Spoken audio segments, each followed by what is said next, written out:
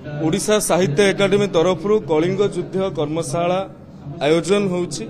ख्रीष्टपूर्व 260-61 ये समय रे संगठित होइतिबा कलिंग युद्ध रे सत्यासत्य कौन ए संपर्क रे आम समाज रे दुई प्रकार मत आसी थाए एवं आमे एक गणतांत्रिक राष्ट्र रे बास करुछंती एवं ए गणतांत्रिक राष्ट्र सौंदर्य होउछि वितर्क और विमर्श।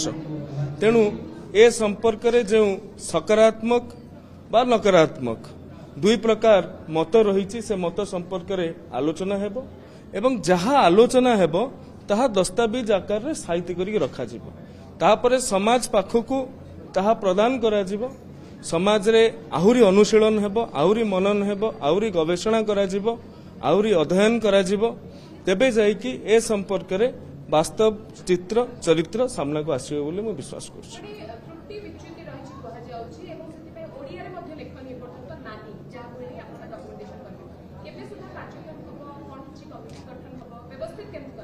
आज्ञा आज यहाँ आरंभ मात्र ये आरंभ हम एठू जो निर्यास बाहर ताहा निर्भर करुछि केते समय लागिबो एवं इतिहास को खुंटी साउंटी सामना को आनिबारे केते समय लागिबो से कथाटा धार्य होई पारि न थाए।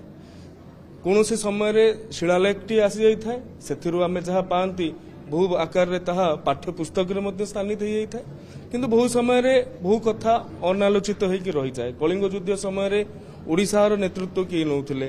कलिंग युद्ध समय रे जो कहउचंती चंडाशोक धर्माशोक हेले धर्माशोक हेला परे 1.5 लाख ओडिया हाथ रे गोड़े बेड़ी पकईकी पाटलिपुत्र को पुणी कौन पाई फेरई नेले ये सब कथा सामाजिक स्तर रे मध्य प्रश्नवाची अच्छी एवं सरकारी पृष्ठपोषकता एवं आपण मानकर साधारण जनतार सहभागितार ये कथा को आमे उन्मोचित करिबा एवं इतिहास रे केतेबेले आवेगर स्थान नाही किंतु इतिहासटी कोनोसी समय रे बंका तेढ़ा मध्य होइथिबार अनेक जगह आमर नजीर अच्छे। तेणु आमर उत्तर पीढ़ी जो इतिहास पढ़िबे आमर पिला माने जो इतिहास पढ़िबे से इतिहास तांकु उत्साहित करुथाउ सेमाने गोटे कलिंगा साहसिका समयर दायाद बोली तांको भीतर अनुभव आसु अनुभूति आसु आजिर यह ही लक्ष्य उद्देश्य।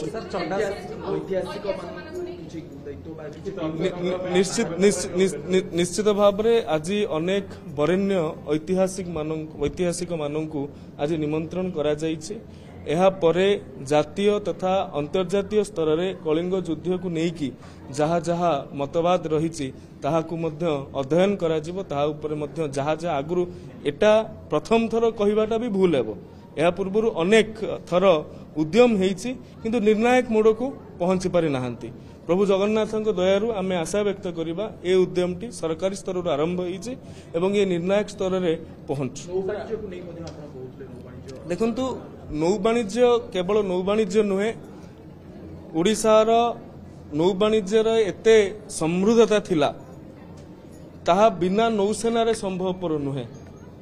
आजिर दिन में आपण माने देखुथिबे जलदस्यु माने केउ भली भाव रे हैरान करूछंती एते टेक्नोलोजी रो प्रसार परे भी से समय रे बिना जलदस्यु माननकु प्रतिहत करिकी ए कलिंगर ए उत्कलर ए ओडिशार व्यक्ति विशेष माने साधव माने केउ भली पूर्वोत्तर एशिया ठु आरंभ करिकी आफ्रिका पर्यंत आमे जाई पारुथले से संपर्क रे मध्य अधिक आलोचना स्पष्टतार आवश्यकता अछि। द्वितीय बुद्ध भगवान बुद्धंकर परवर्ती जे तांकर सीधासलख शिष्य गुरु पद्म संभव जहाँकर अंतर्जातीय नाम मास्टर रिंपोचे तांकर जन्म ओडिशा एवं से पुष्पगिरी विश्वविद्यालय रे अध्ययन करुथुबा छात्र छात्री को मार्गदर्शन करुथुले।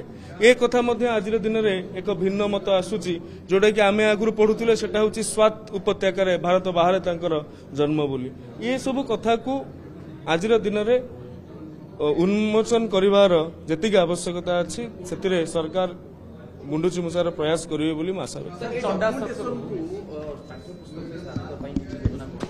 ये बहुत आगुआ कथा हिजिबो आमे आज आरंभ करिछु आपण माने भी लक्ष्य करिथिबे ए कथा जहा सत्य जहा आगामी पीढ़ी को उत्साहित करिवो जहा आगामी पीढ़ी को प्रेरणा दबो ताहा ही पाठ्य पुस्तक रे स्थानित पाइबो।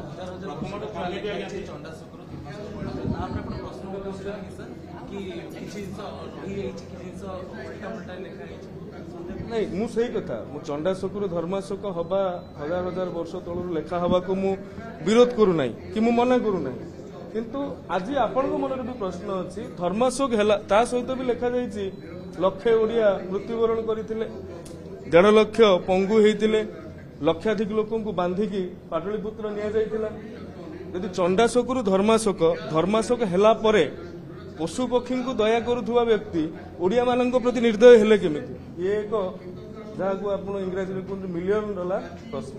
धन्यवाद।